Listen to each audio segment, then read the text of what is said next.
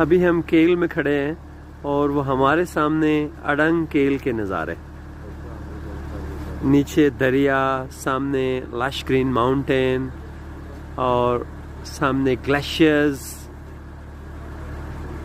हम इतनी खूबसूरत जगह पे कैसे जा सकते हैं? ये आपके पास चेयर लिफ्ट की सहूलत भी मौजूद है। ये व्यूअर्स वो चेयर लिफ्ट है जिस पे आप जा सकते हैं और इसमें तकरीबन 8 लोग बैठ सकते हैं, 4 एक साइड पे और 4 दूसरी साइड पे।